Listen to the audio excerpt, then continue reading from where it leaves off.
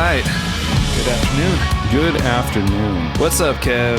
How are you doing today? It's a Monday or someday. I don't know. It's a day. Well, it's a Monday when we're shooting this. Who knows when it'll come out? I feel pretty good today. Yeah. Yeah. Routine's been pretty solid lately, so I'm overly caffeinated. That's what I'm missing. I've been productive already, which feels good. And excited to sit down and talk about what sounds like musical first, right? Well, like it could be. I mean, it could be your first whatever. Yeah. Yeah, very open-ended question. Yeah. Tell me about your first, Justin. We have a couch Trust here. me, you don't want to hear about that. You can lay down. We can talk about your first, whatever. Yeah, no, I think as we're focusing around our love of music, going back to our first, meaning maybe our first place where we discovered music, the first time we heard music, when I was driving home last night from work, I was thinking about this, like, what's the first recollection that I have of listening to music or absorbing music? And I was really trying to pinpoint what was the first thing, or even the first concert that I've gone to. And the topic was interesting to me because it does sort of paint the tapestry of who I am now as a musician, but also as a person. Maybe things have come in and out of vogue for me with regards to what I liked versus what I maybe don't like now, or taste, how your taste changed. You mean over the years your taste have changed? Yeah. Wow. Yeah. Traitor. I know. I didn't stick to that thing that I love so much. I don't know. There's a few like 80s bands. That's a whole podcast, I'm sure, but 80s hair bands, right. I still have a soft spot for quite a few of them. But do I listen to them on a regular basis these days? Not often. Although in fairness, I was on Hair Nation on the way here in the car. Yeah. You think you don't listen to them as much as you do, but I kind of which is do. Okay, by the way. Yeah. You don't have to apologize for it. Yeah. Skid Row was on, and I was like, oh my God, I haven't heard 18 in live since I was probably when that song came out. Yeah. Well, it sounds like, I mean, your question is musical first, but the vibe that I'm getting is you're trying to pinpoint at what point did you recognize you had the bug, and what were some of the things that got you inspired to, I don't know, want to hear more things, or I don't know, really spoke to you and you realized that it was more than just a passive activity, like, mall music, elevator music, whatever the hell. Because people listen to music all the time. Yeah. And they ingest music all the time in different ways, in different periods of their life. But not everyone listens to music and then goes, I want to do that. Yeah, well, those are kind of two different things, though, I think. If I think about, I don't know, my first time I'm hearing music and knowing that I love music, that was much earlier than when I realized that I wanted to make music. Because I don't think I realized that those two worlds were even a thing. Like, your story, I'm sure, is much more interesting than mine. But my earliest memories of music are in church, like easily. Like me and my family went to church every Sunday and typically midweek. Most of my life growing up, very few periods where that wasn't the case. The whole family was very involved across the board. My mom loved to sing. She has a very nice voice, although she call it shyness or nerves or whatever. It was hard for her to get up in front of people. But she would sing with us in the car and stuff. But it was always religious themed stuff, like they were trying to do it right and make sure that we had good influences. So they were pretty strict about what we listened to. So it was Southern gospel early on. I remember like groups of, older people, showing up as like a quartet or something like that, or a family band, and doing all of their, popular songs. And Or standards, right? Church yeah, standards. yeah, that right. as well. Yeah, Right. totally, Right. totally. I remember that. And just like the church band, the first time I feel like I remember thinking, man, I want to make music was around 8 probably. And there was a guy who played, I thought he was way older at the time. In my mind, he was pretty old, but looking back now, like He's probably 20. Probably like 6. Yeah. Not even, I don't think, Right. because Oh, wow. yeah, because probably 6 months into me taking lessons with him, maybe less, he joined the military. Oh. So he must have been like 18 or 19. This is pretty familiar though for me as well. And now that you're saying this, it's recalling a lot of memories for me about the church too. Like, yeah. because it was very similar background. Yeah. I mean, every service has music. Yeah. At least every service I went to. Yeah. You know, the churches that I went to were not modern churches, but they also weren't so old school that they were just voices singing hymns and stuff like that. You know, there'd be typically at least a piano player. You know, most of the time drums turned way, way, way down, but there were drums. But I remember seeing that guy play in the church band, and he was playing an electric guitar. And I don't remember how I started getting them.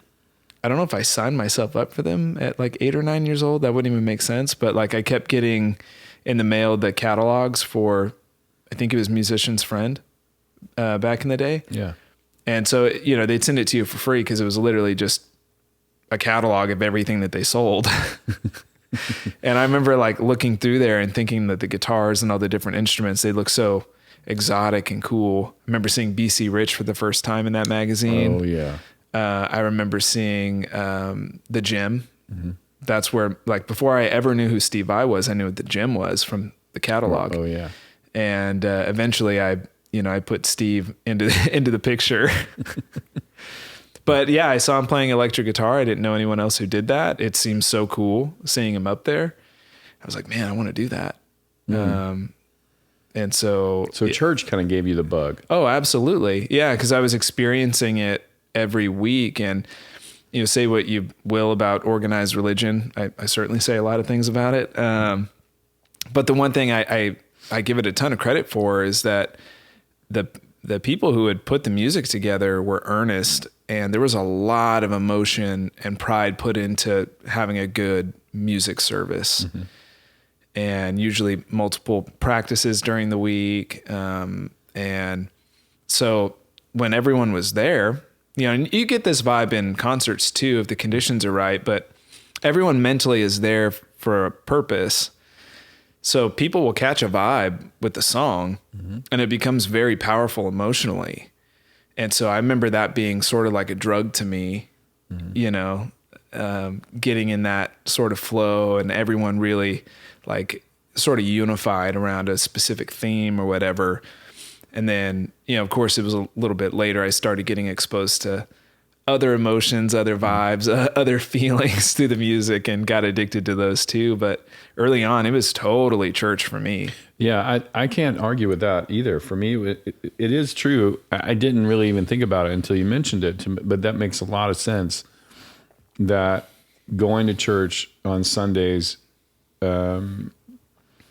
it did evoke a feeling, a spiritual feeling, the Holy Ghost, whatever. Yeah, you know, yeah. whatever. Right. And I often remember them being, and I don't, again, it's been a long time since I've been in the holy house.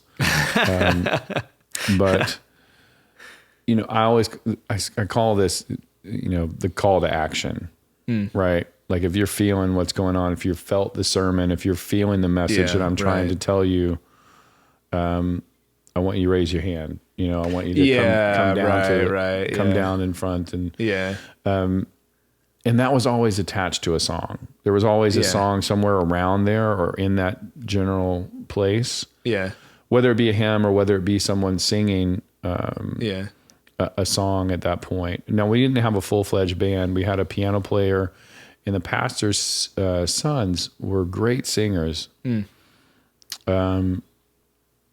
I think later on we did start to get more of like a drummer, and as people would join the church, like, oh, I play drums. Can I play in the church band, right? And so it kind of organically grew into something. That's usually how it went. Families sort of come and go for whatever reason, and people start growing up, they get interested. Like my childhood best friend. So this is around probably, I'm just going to guess, 11 years old. I joined the church band, probably, maybe 12. And I wasn't good enough at all to actually play with the band. Right. So they put me up there, and this it seems like kind of a dick move, but I guess I get it. And it didn't offend me because I knew that I wasn't good enough to play with them anyway. Like they would have me up there without my guitar plugged in.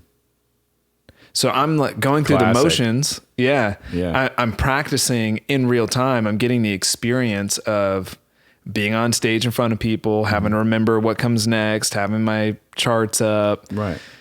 Trying to fit in with the rest of the band, but no one can hear me. So it doesn't matter how bad I mess up. No one's relying on me, right.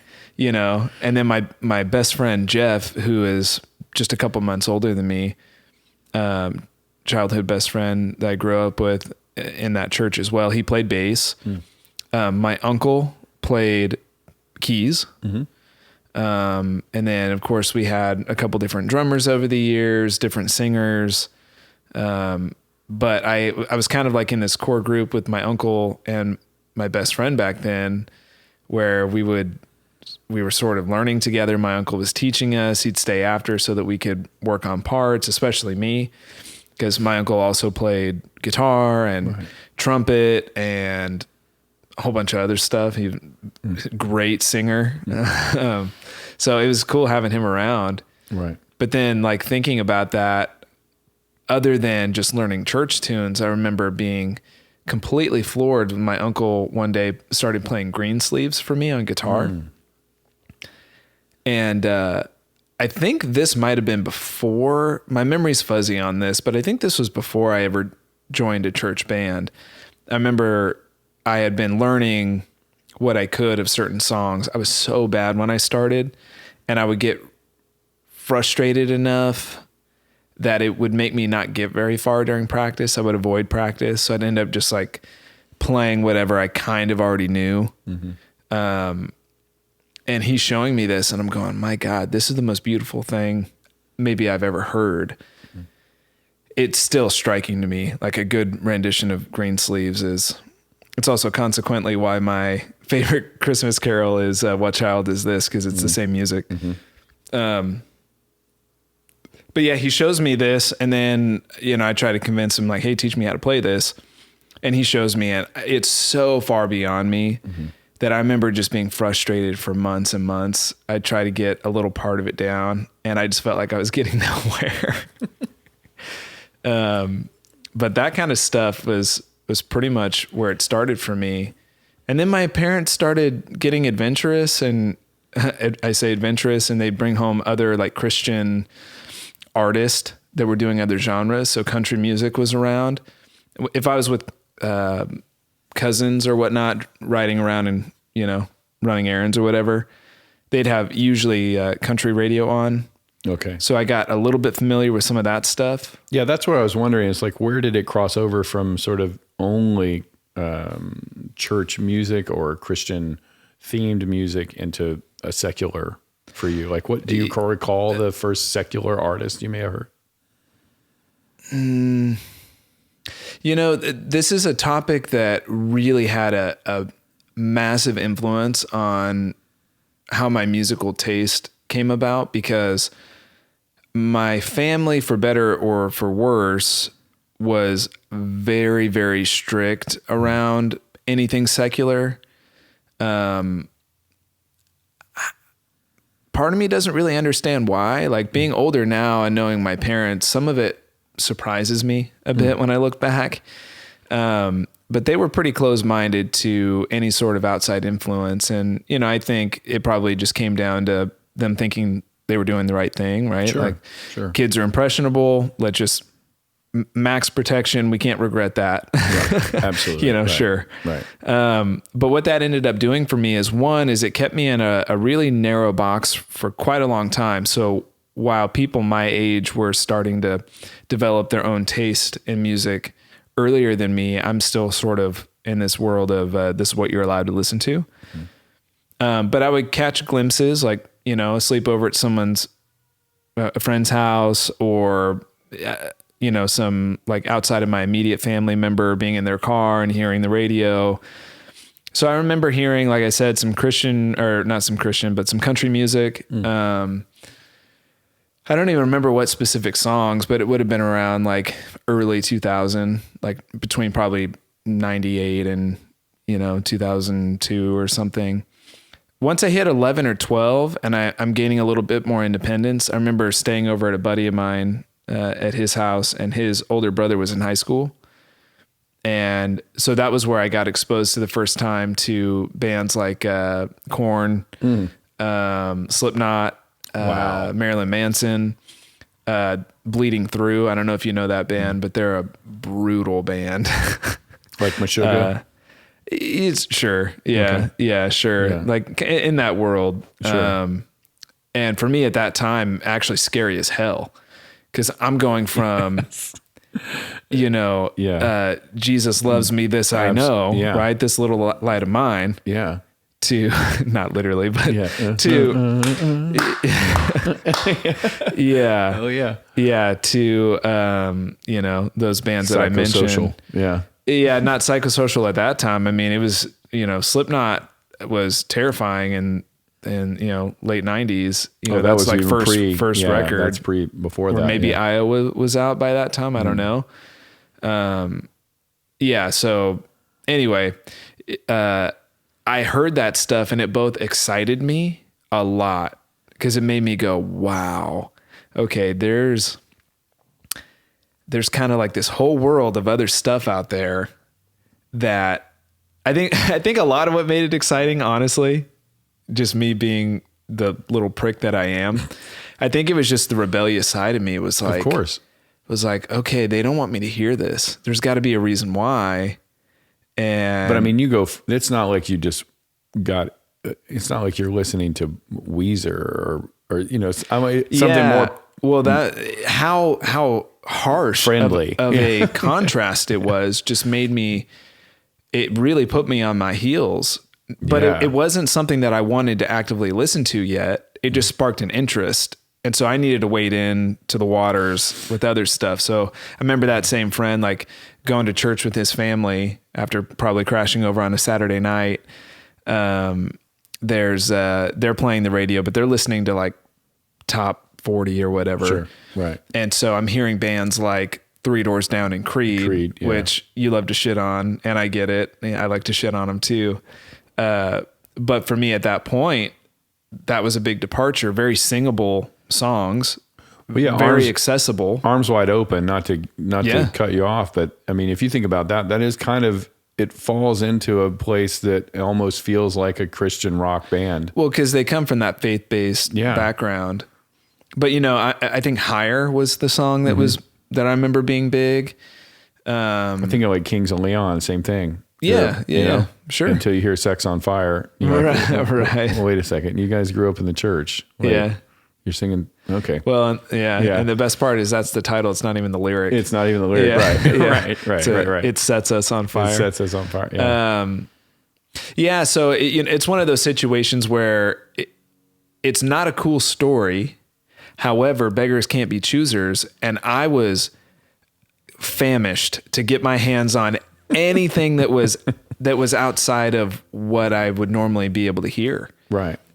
So I wouldn't say no to anything. If I saw a CD, I was at a friend's house, I was always asking people like what they were listening to, because I was really interested. And it felt scary and cool to get your hands on something that scared you a little bit, because it was, I don't know if I'm ready for that. I didn't know music could feel like that or be that way. Not necessarily that it was super heavy, but that definitely started me in that direction and sent me into hardcore music and bands like Zayo. I had another guy who was a little loosey-goosey with his faith at the church. Party on Sam. But he's a really Saturday. good guy. Yeah. I mean, he was like, honestly, looking back, one of the more honest people there, I think, because he was interested in what was going on, and he knew like, hey, I can do a better job of living my life, but he also wasn't so on the Kool-Aid that he couldn't be real about where he had questions or where he was struggling or what he was really into. It wasn't this facade of like, oh yeah, I definitely listen and do all the right things and I read my Bible every night. Mm-hmm. He was more like, hey kid, like check out this band. Just like, 11-year-old kid or whatever. Here's this crazy hardcore band that all they do is scream and they talk about like, crazy messed up, like political and kind of topics. Like I remember hearing songs that I had no way to process. Like what do they call them? There was a song that they had called Free the Three, and it was about like, the beginning of it is sort of playing clips of like news coverage on it. But it's about the West Memphis Three. Yeah. That's what it was. Oh, yeah. That's a great story. Yeah. And so I'm hearing, I have no context to what this is. Mm-hmm. I'm just hearing this band wail about it and freak out and play crazy music. And I'm just going, man, it would just give me chills all up and down my body because just the amount of passion and the amount of anger. And I'm like, I don't even know if am I supposed to agree with this? I don't even know what this is about. If I agree with it, what am I agreeing to? But I really want to, cause the music is so intense, you know? It's calling me. Yeah. Wow. There's so much to unpack on that. I think the relatability for me, certainly the church, my mom was not as, she liked a lot of music. So like she grew up listening to Elvis, you know? Yeah. That was her thing. And there were obviously a lot of Nancy Sinatra. I remember,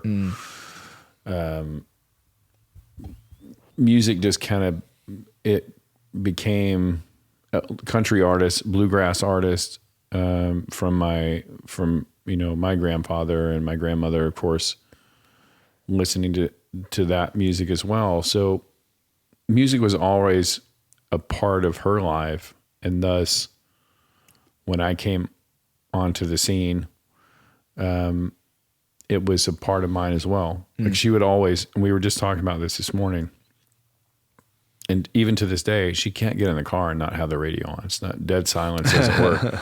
So she's always listening to the radio. Yeah. So my introduction to music was pretty early. And even though I had the church music on Sunday, the rest of the week, and even on Sundays as well, was full of music, just secular music in general. Yeah. I was so jealous of people like you when I was growing up. I really was. Yeah. So I'm like, man, they get to hear so many things. Yeah. But there were periods like when you're talking about, and I'll go back, there were periods though, even when I was venturing into music that, I remember buying the Motley Crue album, Shout the Devil, and it's got a big pentagram on it. And I was like, yeah. Ooh, should I? It's like, that makes me uncomfortable listening to this. It makes you, I'm really embracing a different version of myself. Yeah. And then I felt like such a hypocrite because I would go and I was invested in the church for a while. Like I was really, I believed in it. And I do in some ways still. Faith, right? Spirituality. But I was definitely felt like such a hypocrite because I would be listening to all of this music. Yeah. Right. Yeah. I struggled with that too, because consciously I knew what I was supposed to believe and do, but I was not powerful enough to resist it at all. And so I never knew where that left me, but I'm just like, well, I'm compelled. Yeah. Like I don't really feel like I have a choice in the matter. Right. You had a calling. Yeah. That I regret nothing. No, nor do I. The other piece of that was funny was how judgmental I became as I was getting older. And this goes into more of the teenage years for me, but I would see people in there that would listen to different types of music as well. Yeah. And then they're in there in church and I'm like, you were just listening to, whatever, something that was super not appropriate to be listening to in the way of the church, right?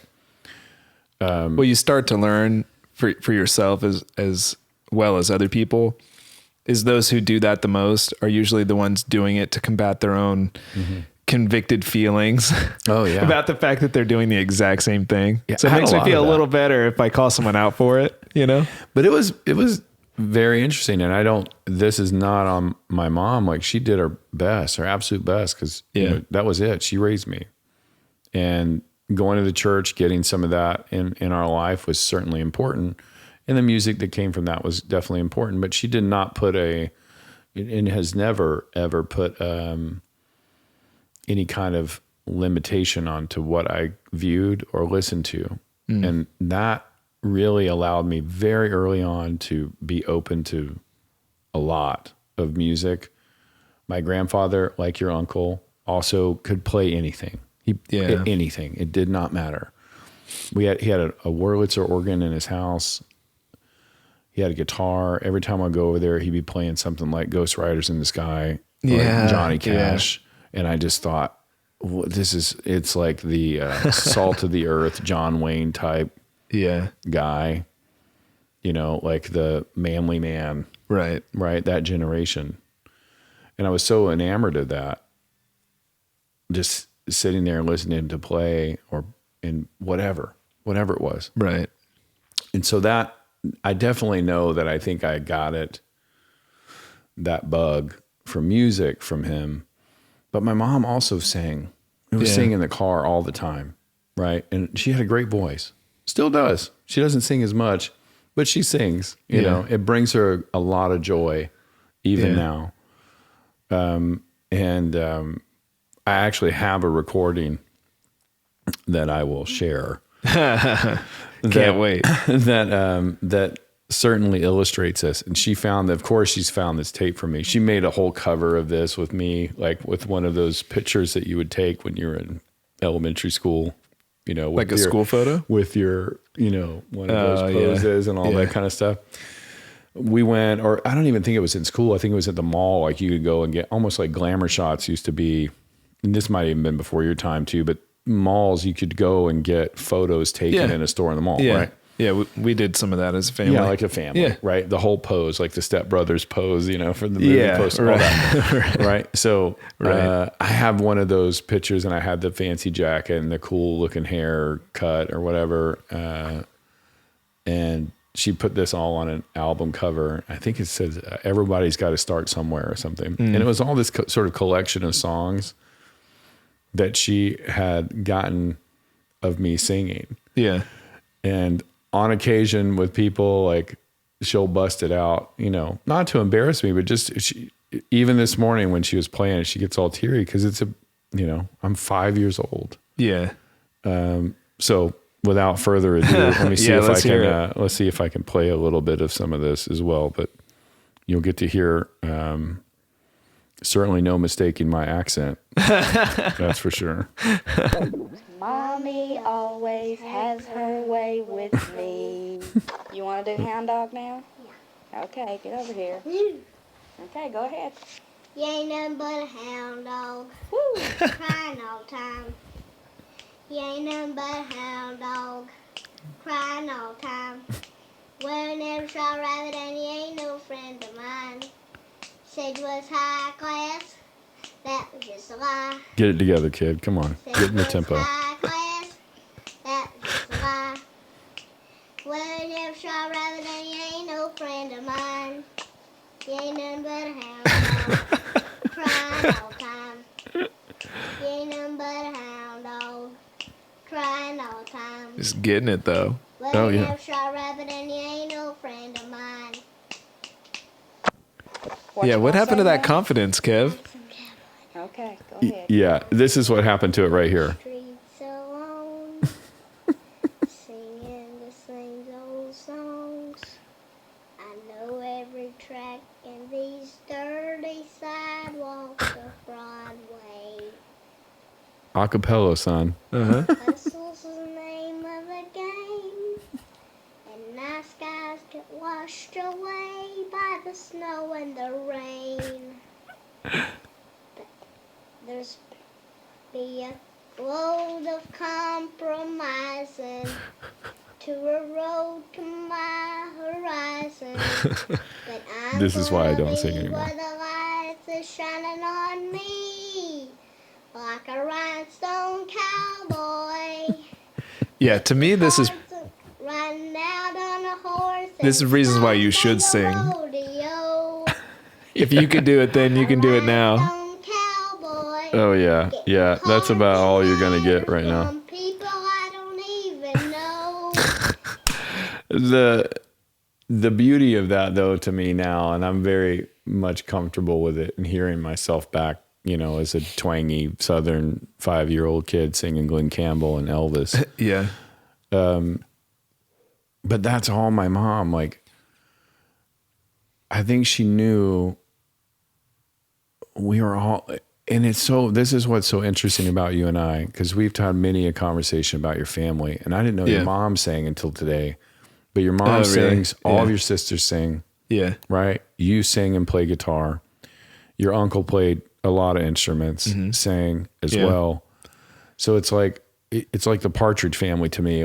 The entire family is musical, right? My dad's the only one who, he was in band, I think, a little bit in high school. Yeah. Or not even high school, probably elementary school. But he was the only one who wasn't interested on some level. I don't know about my grandmother if she was. I'd have to ask my mom, but certainly my grandfather, my uncle, mom, myself, we were all very crafty, artsy, musical bunch. And so the musical first, to really tie it all back, definitely Elvis for sure, because that's mom. That's what she listened to. So I was always hearing something like that in the car. We also, in Glenn Campbell, clearly, she was a big fan of Glenn Campbell, and I still like Glenn Campbell. Nothing wrong with that. Absolutely not. But that's how it comes full circle, and we'll get to that in a minute. We also had, 8-track in the car, and there was a thing, it's like Columbia Records used to order it in the TV Guide. So imagine this, TV Guide is a magazine that would come out that have all of the channels, like you would see a guide now on DirecTV or whatever cable thing. Yeah. And you would literally look every night and it'd show you what's going to be on. But in that, they'd have ads. And then be pissed when you realize it was for the wrong month. Yes. And you didn't have the right one yet, and you missed the show that you wanted to see. Absolutely. Yeah. But they had ads in this for I think it's called Columbia Records.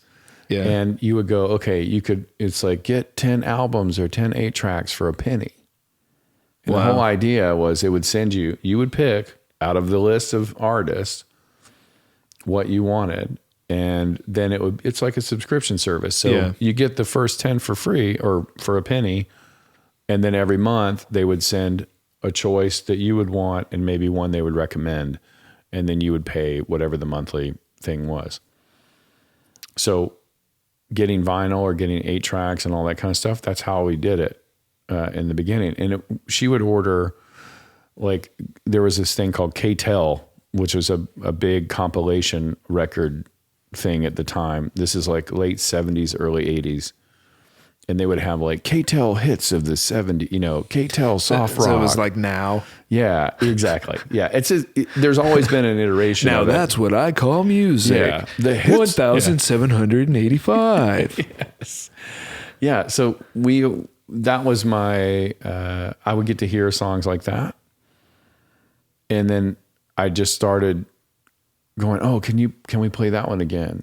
We'd be in the car, can you rewind? I want to hear that song again on that 8-track or whatever. And I think hearing those really, that plus the radio station, and we would listen to pop radio a lot. Then I didn't get into classic rock until I was probably an early teenager. So I would listen to pop stations, and that was, again, my introduction to 80s music and all of the sort of fad of the 80s. which has come again back around full circle to be, in vogue. Yeah. But even then it was just like, well, that was pop. Now they call it like, I don't know, synth wave or whatever genre that's morphed into now, or, alternative before it was alternative. But to me, that was just the stuff you hear on the definition radio. seemed to change in hindsight. Yeah. It's funny how that works. Yeah. Yeah. But I guess my first one, I would say first introduction to rock and roll besides Elvis or Glenn Campbell, which is kind of country and folk a little bit too. Yeah, totally. Was Rick Springfield. I was a massive fan of Rick. And Mom, this is another interesting thing. So he played a character on a soap opera called Noah Drake. And my mom, like many, single mom, working moms, they go home, they're going to watch their soaps. They recorded their daytime soaps on a VCR. She's going to go home after a hard day at work. She's going to watch her daytime soaps. And he was on a soap opera that she loved, but he was also a pretty famous musician at that point. I didn't know him from being a musician yet. Yeah. I knew him from having to sit there and watch these soap operas. But he would sing a song like on the soap at one point, because he was a musician. His character was a musician also, coincidentally. And I would hear him sing and I'm like, oh, wow. Yeah. I wonder if they knew he played. Yeah. I wonder. Yeah. Maybe, he might have a career in this as a musician. He's got a future. And then you would start to Talented hear, like Jesse's Girl, Working Class Dog, all these songs that became very big for him. I mean, he blew up through the stratosphere. Yeah. And so I guess my introduction to rock music, at least the music I would consider rock music for me, was Rick. And that was also getting into this next piece of the topic, like first concert. He was my actual first concert that I went to. I looked it up. This was in Pensacola, Florida in 1985. I saw Rick Springfield and a band called Till Tuesday open for him. Now, Till Tuesday, funny enough, you may not remember this song, but they did a song called Voices Carry. Okay. Huge song in the 80s. Very cool. But the lead singer of this band, her name is Amy Mann, and she's now has written a bunch of songs. She continued on as a solo artist, probably most notably known for doing some music for the Paul Thomas Anderson movie called Magnolia. Okay. That was really great. She won, I think she might have won an Oscar, certainly nominated, I believe, for Best Song. I think it's a song called Wake Up or Wise Up. I can't remember the name now. Yeah. But anyway, that was my very first rock concert. Now. Yeah. How about you? So we talked a little bit about first artists, and that went from one extreme to another. Yeah. But what about like a concert? What first artist did you go see? I wanted to add one other bit of context that I didn't realize was relevant until after I talked about some of my experience. But I was also homeschooled until the middle of 7th grade. So it wasn't just that my musical tastes were restricted to what was at home, but all of my awareness of all pop culture. Yeah. Because I wasn't around other kids and stuff. Yeah, weren't subjected to it at all. Yeah, where, a kid could come to school with a CD or a tape or whatever, or just hear what's being played there, So there really was no outside influence. Wow. So it wasn't just the musical piece. I was really motivated to explore what else was out there in general across movies and TV shows and anything artistic, really. I just felt like I was playing from behind, And so while other kids are into, Britney and NSYNC and, all that stuff is huge. Right. Spice Girls, whatever, right? Like things that were popular when I'm, around 10, 11, 12 years old, where most kids are finding their own sort of identity and having their own music apart from their parents. I'm missing all that. I'm aware that they exist because I'll see them, on magazines at the end cap at the grocery store or whatever, So like, I know these things exist, but I have no idea what they sound like. I don't know any of these songs.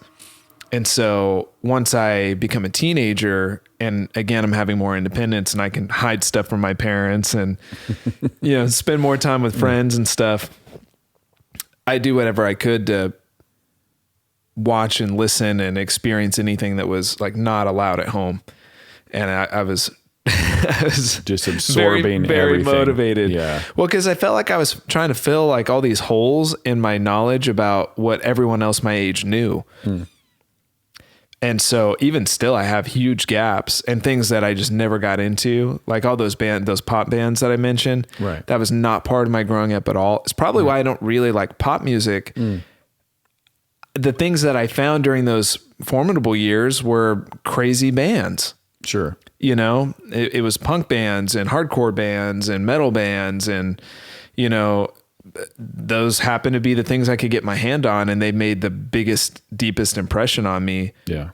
So that kind of led me to, I guess up through being, let's see. Yeah. All the concerts that I went to for most of my growing up were all church-based things. As I got a little older, we'd be able to venture off to concerts that were like in the genre of rock, but they were still Christian events. So, there was a Taste of Chaos. And it's so funny how old I was and that this was still an issue, but I'm like, I don't remember whether I was 17 or 18. It was one of those two, but it was in 2008. There was a Taste of Chaos event here in San Jose. And at that point I'm living near Fresno, California. So we're like 2 hours away, and I get tickets with all my friends to go see Avenged Sevenfold, who, we've talked about on the podcast. They were huge for me from 2005 until, currently, but, especially from like 15 to, let's say, early 20s. As you're sitting here with bats next to you, coincidentally. Yeah. Not death bats, but close enough. Yes. A bat blanket. Yeah. Yeah, that's courtesy of my incredible wife, who has way better taste than me. Anyway, they're playing this event, so I get tickets. I don't tell my parents I'm going to go because, frankly, I spent a lot of time away from the house anyway. They wouldn't know one way or the other, and I knew it'd just raise an issue. So I figured, okay, no problem. I'll be back. Usually I come home middle of the night anyway. So I go with all my friends, and it's Avenged, Bullet for My Valentine, Atreyu, Bless the Fall, stuff that was really popular at that time. Hard rock bands that would be in the early 2000s, or kind of broke in that 2002, 2005 era. Yes, exactly. So it was all the stuff that I was into at that point. So it was like a smorgasbord of just amazingness that I was excited to see. And that was a crazy experience. So I get off scot-free. We drive home in the middle of the night. Everyone in there, just like 8 dudes who were all drenched in sweat. And when I say drenched, I mean drenched enough in sweat that we were still soaked by the time we got home 2 hours later. Wow. So you imagine all those guys piling into a Suburban or whatever we were in, like my buddy's SUV. And it was disgusting. Absolutely disgusting. Yes. But we get home and everything's great. And I'm just like casually talking about it, I think, at church. Really not even considering the fact that I could still get in trouble for it. Anyway, my youth pastor ratted me out to my parents. Ooh. And I was like, this is so stupid. Like, I'm basically an adult. I mean, right. I was stupid for sure, but I'm like, I'm old enough to, at this point, like, what are we talking about here? Right. My parents still got mad. My mom went into my closet, and I didn't realize until later, and took the tour tee that I bought. That was still like, I still cruise for it occasionally on eBay, hoping it's going to pop up.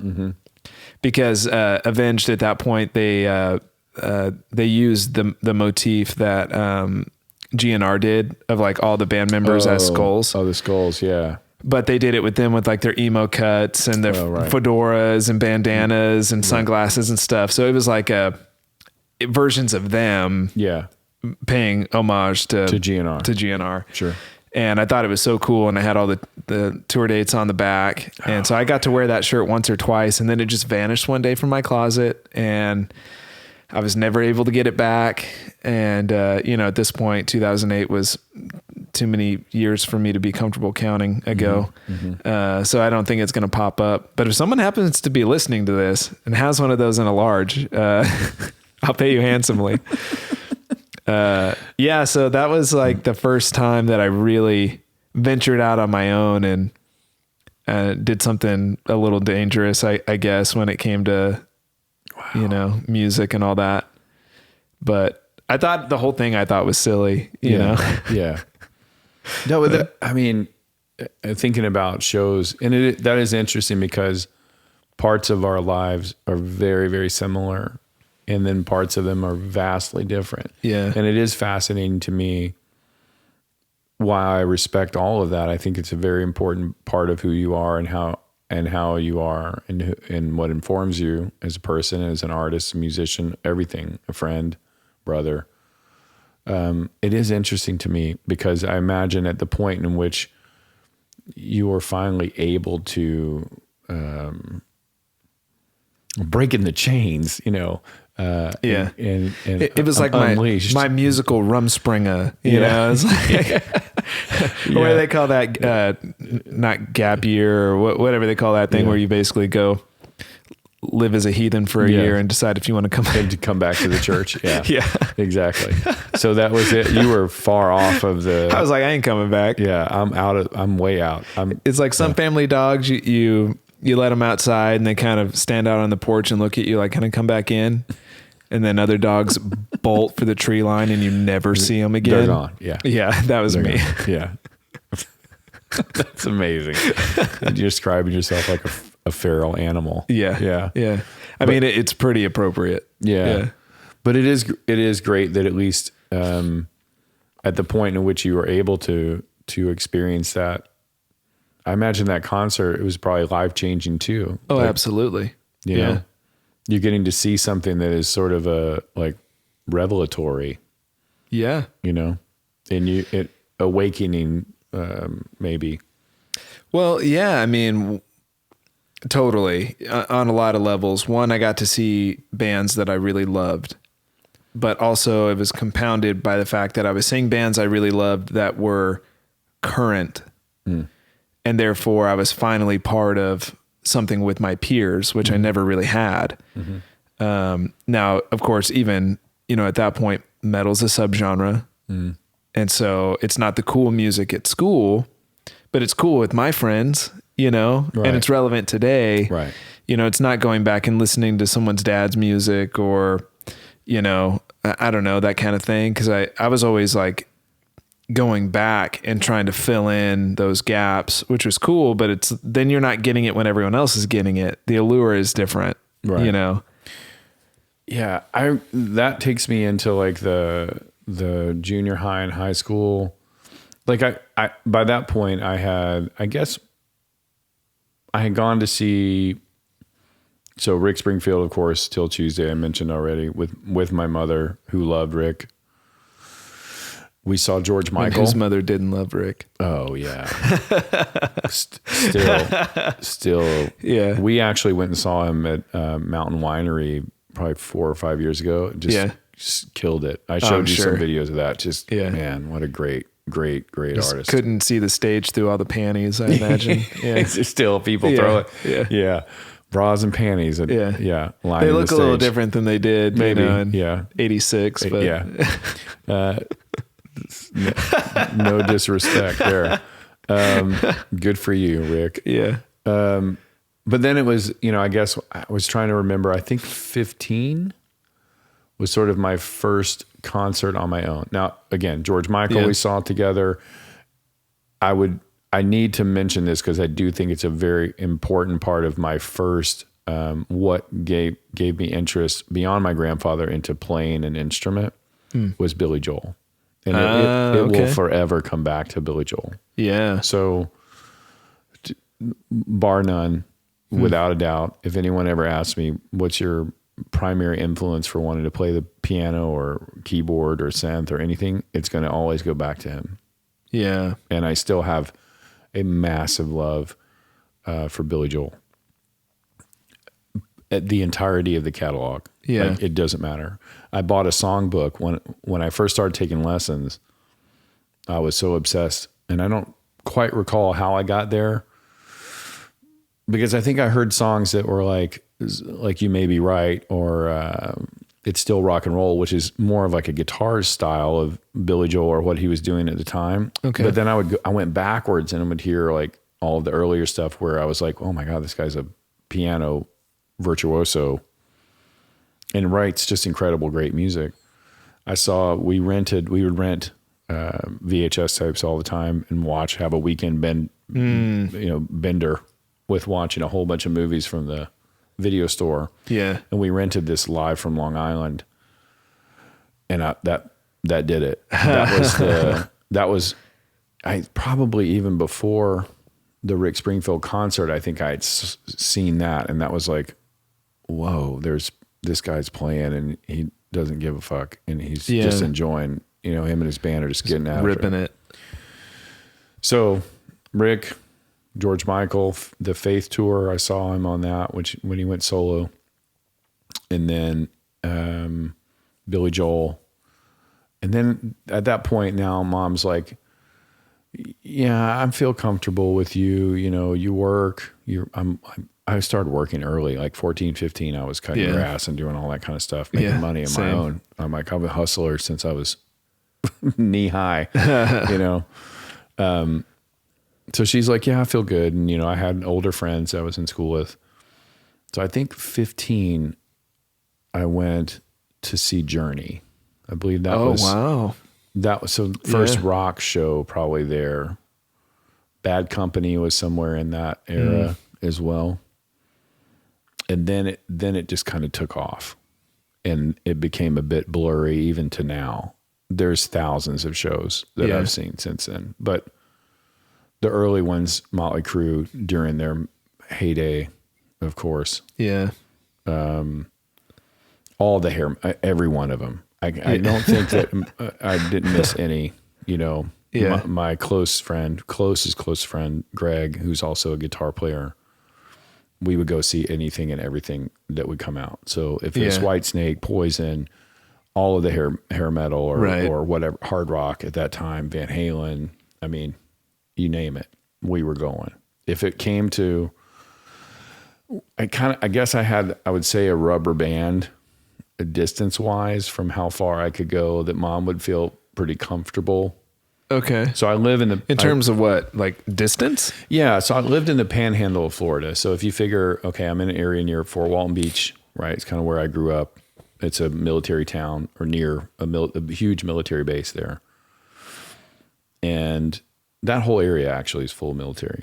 But our biggest sort of concert venue would have been in Pensacola. So that's maybe 40, 45 minutes away from where I grew up. And then we had Mobile, Alabama, which also had a big venue, about the size of San Jose. And then Biloxi, Mississippi, also had a venue. So between those, that's pretty much where I was at. And then, later it would be like I would go as far as Atlanta, Orlando, kind of all over. Right. But this is pre-college still. I was still in high school, but I would make like, oh, this thing's, this band's going to be there, or this festival or whatever. And I would go and see shows like that. Movies had a big influence on me because, like I said, would binge watch 10 or 15 movies over a weekend. Yeah. So hearing soundtracks, and it's completely the opposite from how it was for you. It was almost oversaturation of pop culture and all of that. Like I just could absorb any of it. I was buying Fangoria magazines because I was way into horror films. So I was collecting all this. I had horror movie posters from the video store. Our friend ran the video store. So anytime they would get a poster in there. So you would go into my room. And this is why I say I love my mom, because she was just an open book when it came to like, I know you're a good kid. I'm doing the best. Yeah. Just let you be who you are. Yeah. Let you figure it out. Yeah. And so I remember friends of hers would come over and they would look into my room. This is teenager Kevin. And they would look in there and my room was painted jet black. And I had like all these like sconces with candles and stuff. And then the room was just like one evil looking horror poster after another. Yeah. In fact, on the front door of my bedroom door was a poster of like Slumber Party Massacre with all these girls, like scantily clad girls in bra and panties with this dude that's like, you're seeing him from between the legs with the drill. And they're all like, it's just a classic slasher film looking poster. And I know people were like, what on earth kind of satanic hellion have you raised? But I still had my sensibility about me, and I loved everything. So it wasn't, even though that was something I was into. People get afraid of those things, but it's like, people just don't get it, is really why it is. People are afraid of things that they don't get. Yeah. You know, as if that equates to anything other than you just have interesting taste. Well, you know, or like things that kind of scare other people, you know? We did in First. Because it's kind of fun. In the vein of First, we also had, and it was not my church, but it was, again, small town, every corner, like a 7-Eleven, it's a church. Because it was just part of the fabric, you know? Yeah. Military church. Yeah, totally. That's it. That's where it was. And there was a period there where I think parents, I forgot, the PMRC, whatever that stood for, I can't remember now, was kind of becoming very big. And that was before the explicit lyrics content thing became, Tipper Gore, Al Gore's wife, it was a big deal about them really trying to censor music. But for the churches, they took it as a totally different thing. So it was like a monthly record burning. I was actually witnessed this. Yeah. And parents, kind of similar to the taking of the shirt, records and paraphernalia of artists, right, would be put on this big pyre and burned, you know, and it'd be a whole ceremonial thing. It was terrible. Yeah. And I mean, talking like,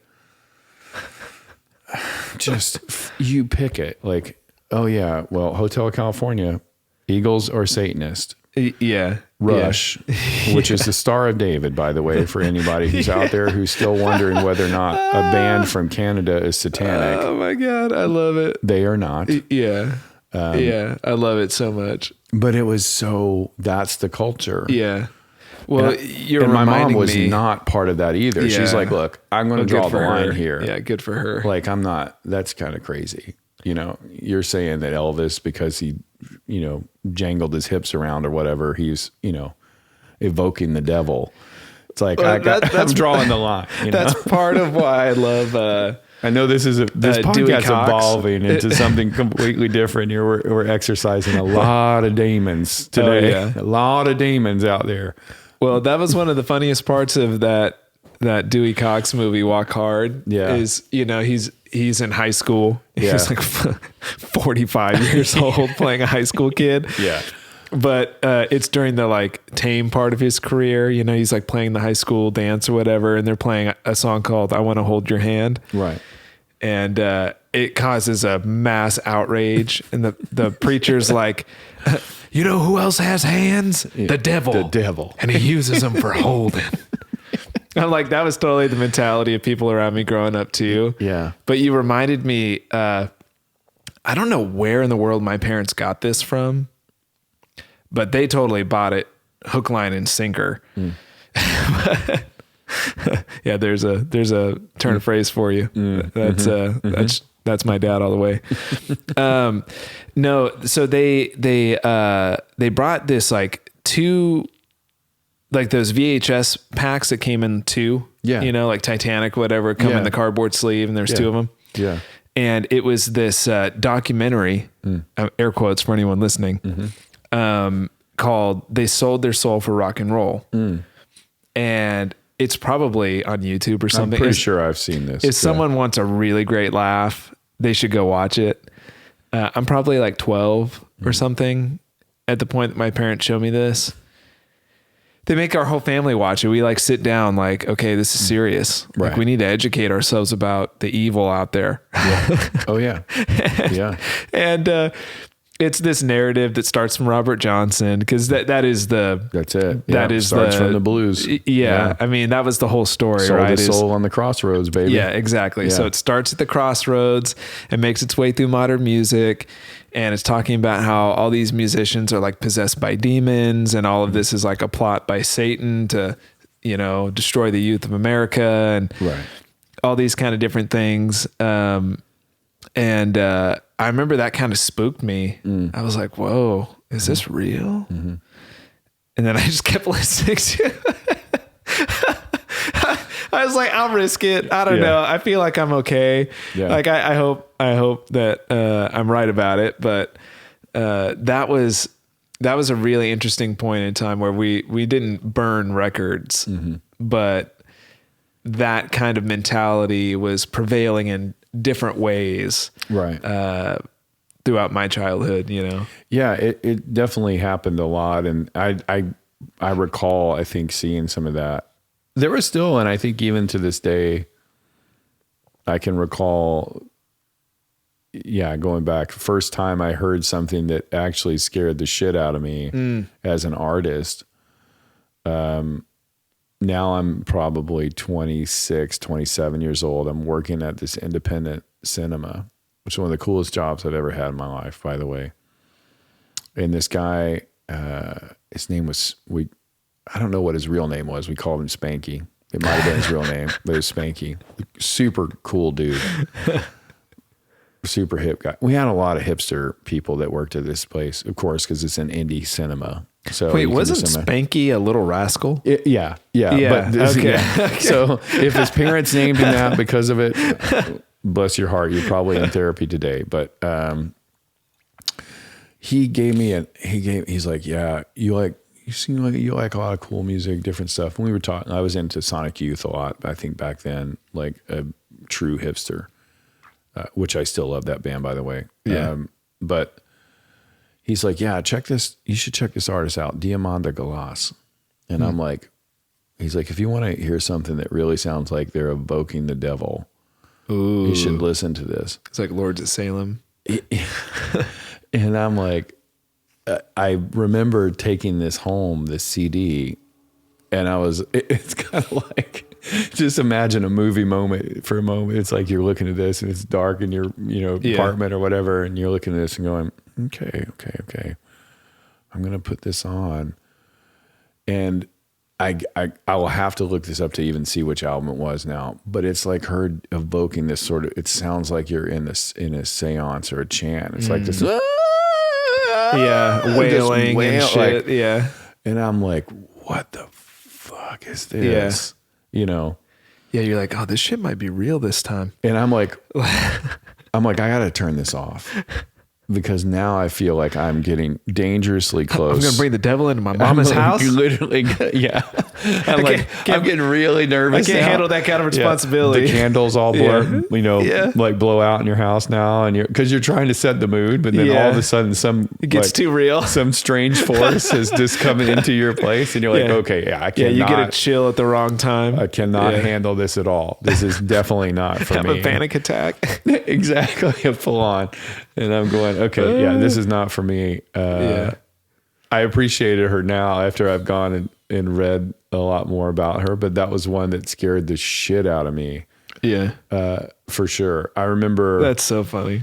Even going back into high school again, I had a friend, two friends that were into metal. And they kind of got me into that. They were into Iron Maiden and Metallica and all that kind of stuff. So that was sort of where I got that influence in and started listening to metal. And I remember hearing the intro to Number of the Beast, and it's like a movie quote, I think, or a quote from somewhere that when they put that on the intro to that song, it's a human number. Its number is 666. And I was like, whoa, okay, this is pretty evil shit too. So I gotta be careful. I have that those church roots still there embedded in me. And I was like, certain places I was like, I don't know. But well, like when you're young, you don't like, really know. You know, it's just like, am I going to wake up and be in a lake of fire? You know? Exactly. You know, I just kept telling myself I have plenty of time to turn it around. You know? Like I'm still young. Yeah. If I get burnt by this, I got plenty of time to get it right with like Jesus. You have 9 lives, like a cat. Yeah. Like, Yeah. I'll get one more. I'm gonna you're gonna get right by Jesus, son. Then the further I took it, eventually I was like, I'm going to hell. It's fine. What, oh my gosh. I know it morphed into more of a discussion about our upbringing, but it's a healthy way to kind of inform where we are and what has influenced us and how it sort of shaped who we are as people and as artists and musicians too. But so you mentioned your uncle, you've mentioned, trying to learn guitar, of course, for the church. You mentioned the first concert that you were able to go to. Yeah. And I imagine there's a period there in time, after that where the absorption of that culture became even more rampant, like where you were just anything and everything I could get my hands on. Yeah. You were really getting involved in. So was there some artist or band that really clicked for you at that point where you said, yeah, I got to play guitar and that's it. I have to do this. That's a really good question. It's hard. I feel like when I hear other people talk and answer questions like this, it seems like they remember things in a lot more vivid detail than I do. I remember feelings, but I have a hard time remembering specific moments or artists sometimes. But what does stand out to me when you were asking me, so I think when I first get a guitar, it's just because I think music is cool. Mm-hmm. And frankly, I thought it was going to be a lot easier to learn how to play.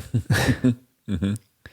And then I'm in the church and I'm like, okay, well, this is fun to play with other people and I enjoy this. Like, this is a cool hobby. It's probably going into high school when I start thinking like, oh, I might really want to do this. And the moment that pops into my head is, I remember 2003, 2004, maybe, there is on PBS, at this point, you all right? Yeah, I'm good. Just lost a toe. It's fine. Yeah. You'll be fine. All good. Walk it off. Yeah, you got 9 more. You'll be all right. You'll be good.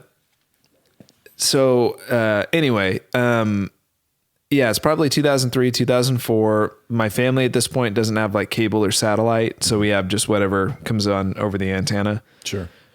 And so that we had like 6 channels. And on PBS was a broadcast of it was like different segments from Eric Clapton's Crossroad Festival.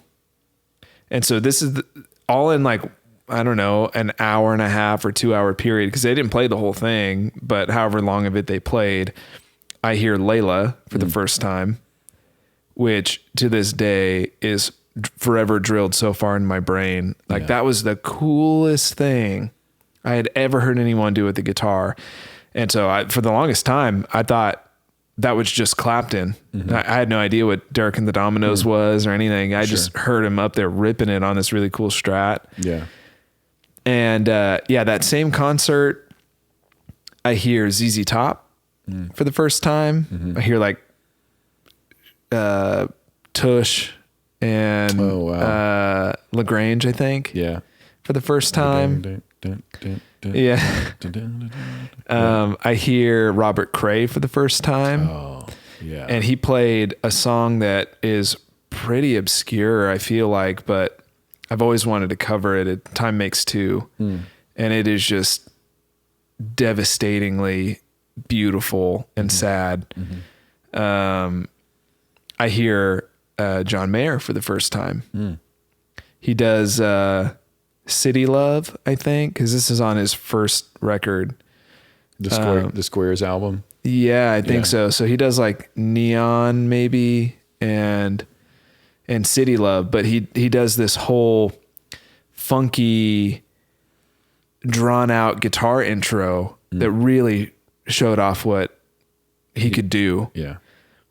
And I remember going, man, how does someone play like that?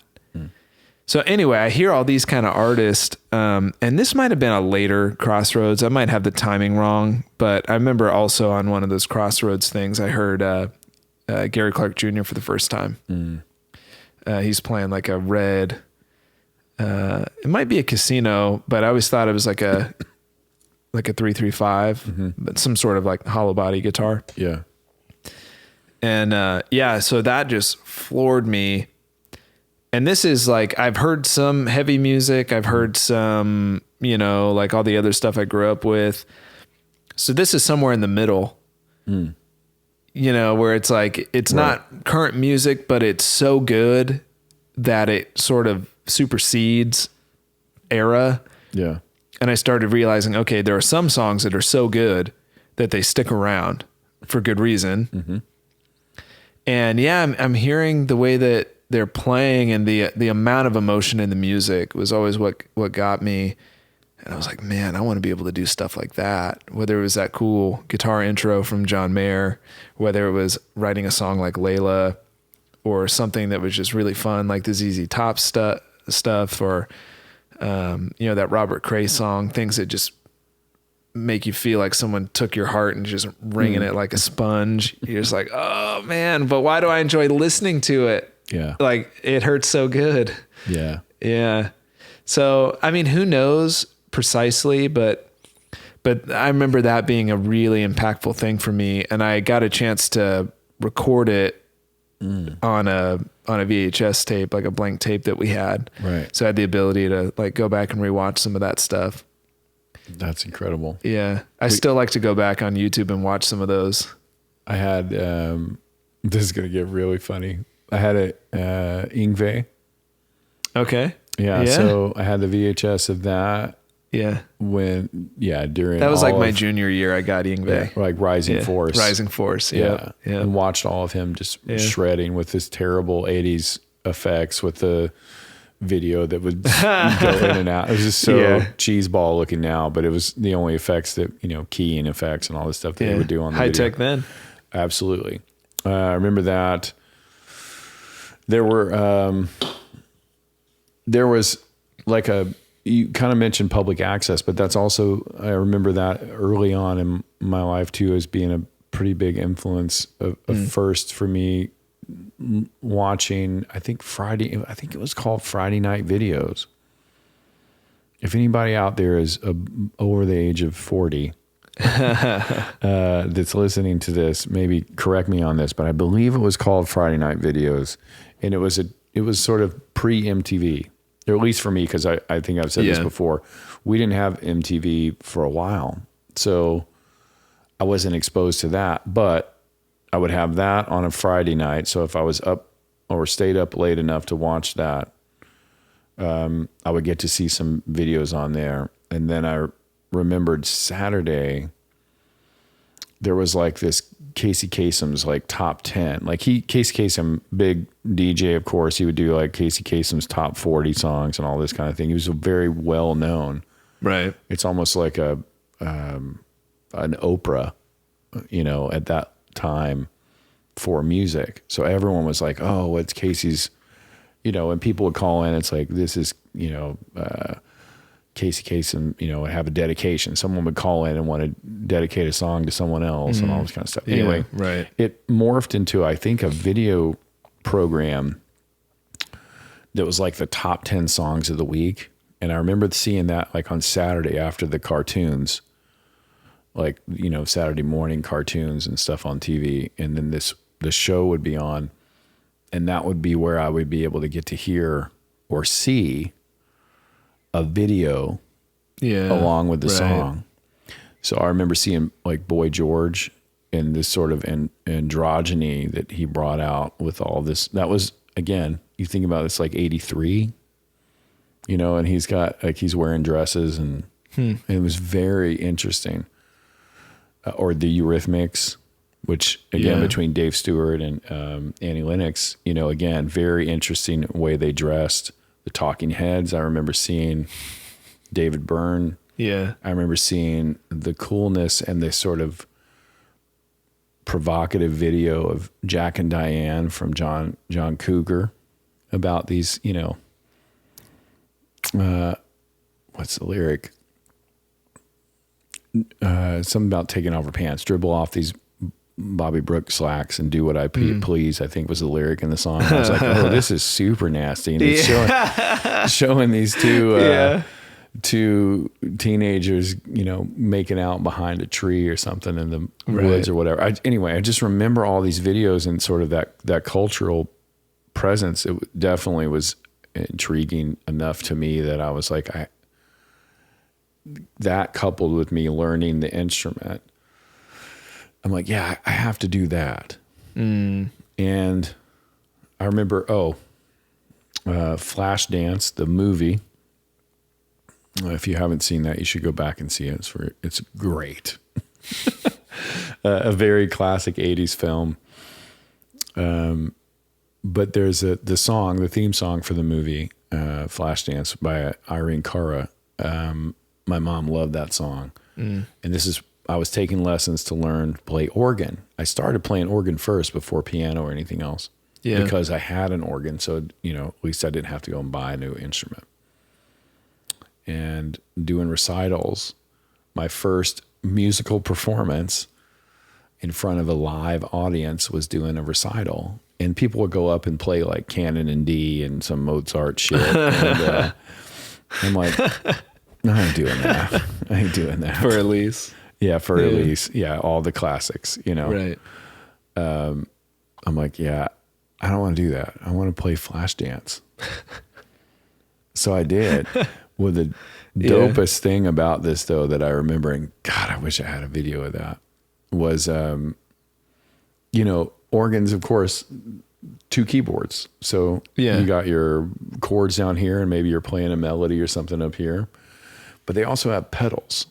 Yeah. Right? Organs have foot pedals. Yeah, a whole shitload of pedals. Yeah. So that whole thing. Yeah, why do they have so many pedals? I've never, of all the years I've had access to Google, I've never researched that one. Yeah, look that one up. Yeah. But nevertheless, so there's bass pedals that are going on. So I'm like, I had to learn the music for this because I was committed. That was the first performance I'm going to do. So I don't want to screw this up. Yeah. This is your first time ever playing in front of people? Yeah. Yeah.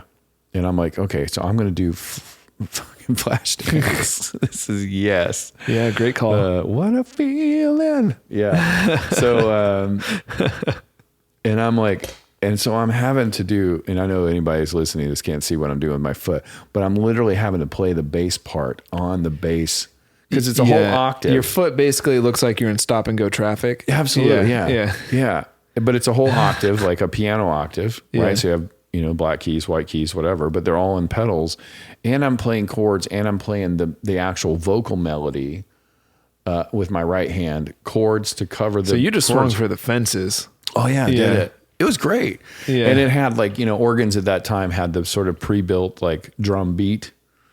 Yeah. Right. So I had to find something that was going to be the kind of the vibe of that. Yeah. And the whole thing is like a one-man fucking band going on. Yeah. You know? Yeah. And so if you know, for me, I'm nervous as hell. Yeah, of course. You know, but in my mind, I'm like, I'm going to go up here and just destroy this, you know, and drop the mic on everybody. Yeah. Like, and again, everybody's doing the whole, dun, dun, dun, dun, dun, dun, dun, you know, all the stupid classical stuff. And I'm like, no, I'm going to get in it. I'm going to. Yeah. And so people were up kind of, you know, doing all this kind of clapping and stuff. Yeah. And I was like, that was the bug. Yeah. For sure. Yeah. Even though I've struggled with it and I still struggle with wanting to play in front of people because it's all that nervous energy and anxiety. There's nothing better. So that was my very first ever musical performance. And then it was high school after that, like doing talent shows and stuff like that. Did you do, I know you mentioned in one of the podcasts, you mentioned when you first came to a different school and seeing Michael and a few of the guys playing. Did you ever do a talent show like that? Oh yeah.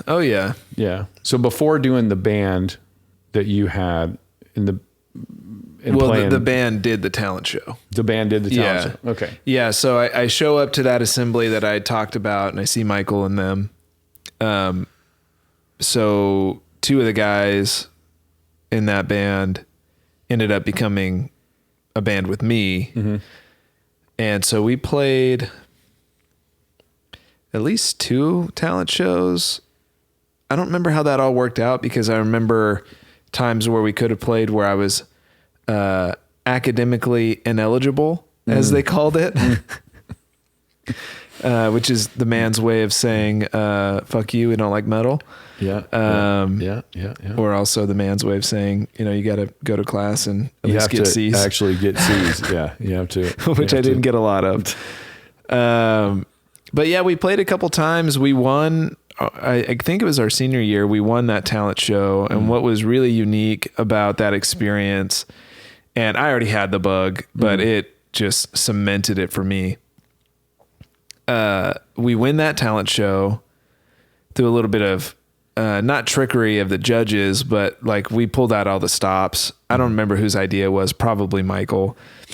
But his dad worked on campus as the campus resource police officer and was a coach on the football team. So by proximity, but Michael and his family knew all the staff. Sure. And so we convinced one of the substitute teachers and football coaches, like, hey, dude, like, so instead of just going out there and playing our song, the song we chose was a Trivium song, which had an intro song.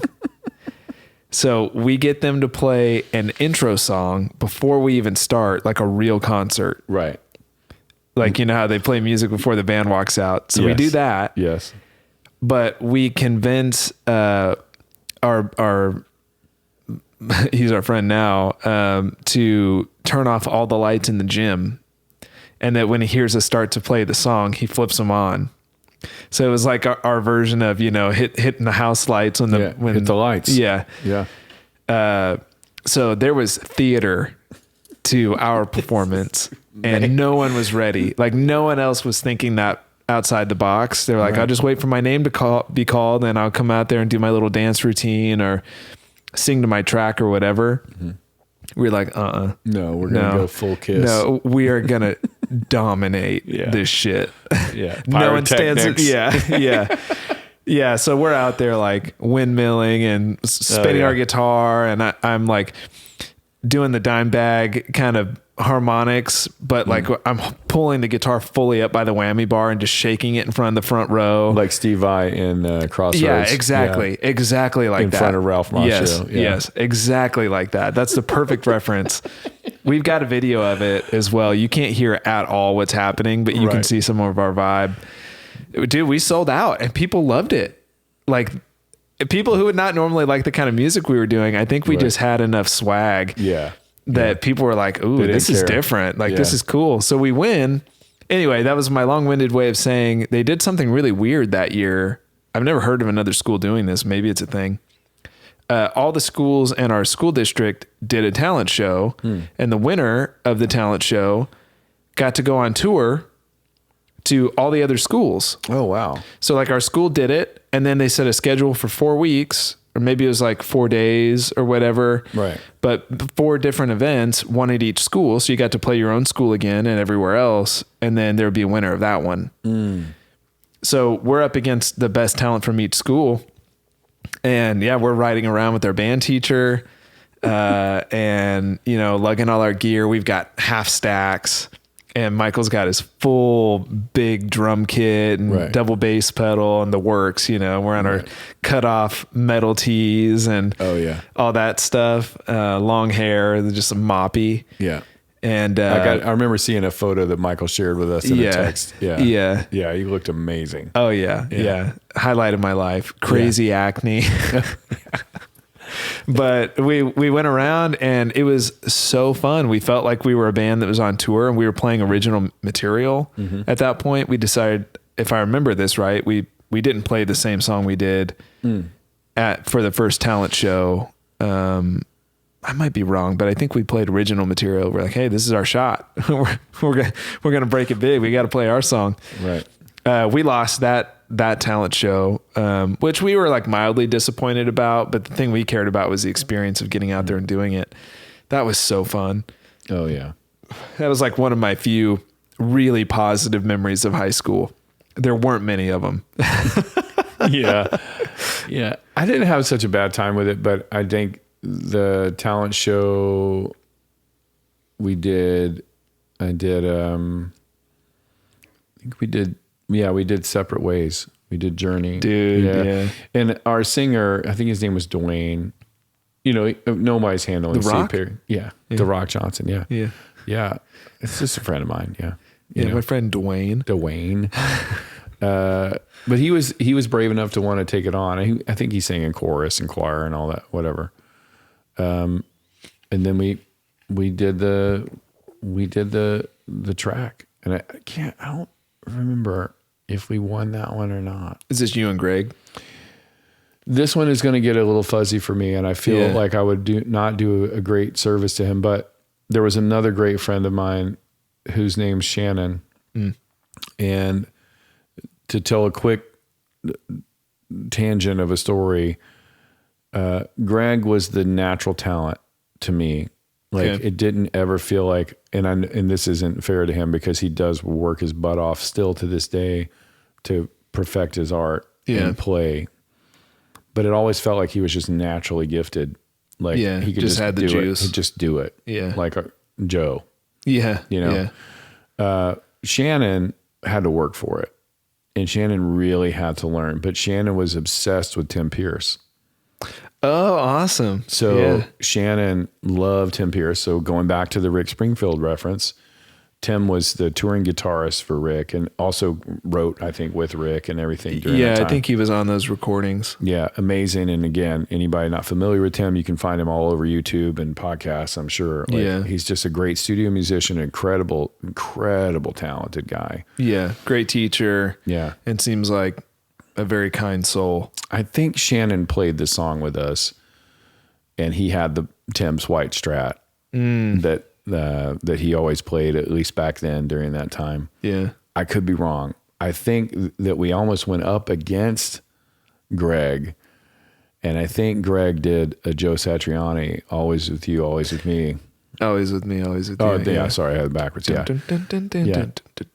So he had the little Tascam and had played the backing parts of it and then did the solo over the top. I'm pretty sure he did it that year.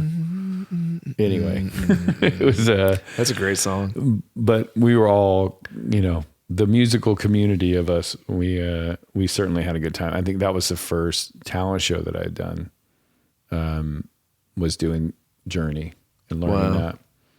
Yeah. That's crazy. Yeah, wow. What an interesting podcast this has turned into. Yeah. Well, it makes me want to know what other people's experiences have been. Yeah. Because I'm sure some of these are really relatable. Other ones will make people laugh. But I'm going to put out the invite. If you're listening to this, please get in touch with us and let us know if you've got some great stories about how you got into the music that you love. Or who was your first? Yeah. Who was your first whatever? Yeah. Right? Yeah. First mixtape. That was one that I was going to get to, but it's like, but we know I think, first mixtape, first concert, first chance. If you're a musician, when did you get bit by the bug? Yeah. First time you rebelled or, did something you weren't supposed to do. Yeah. Man, it's a great topic. We're going to have Michael on to share his side of all this too. Oh yeah. But we'd love to hear from you. Now's probably a good time for us to say goodbye on this particular episode, but please reach out to us. We'd love to hear from you. So thesonicalchemy.com. I just realized, man, we got into this thing. We didn't even introduce ourselves or anything. Too late for that now, but anyway, this has been, the Sonic Alchemy podcast. Find us on thesonicalchemy.com. tweet at us, whatever. We want to hear your thoughts on the show. We want to have conversations about these things. We get to talk in person, but we'd love to hang out with all of you through the internet and see what your experiences have been as well. With that, any parting words, Kev? Golfers coming over the phone. Well, I really don't mind the rain. Yeah, I love how you sound like Walker and Texas Ranger all together. Yeah, from Talladega Nights. Yeah, yeah. I dream about and I done pissed in my pants. with a Subway token and a dollar store. I'm just going for it.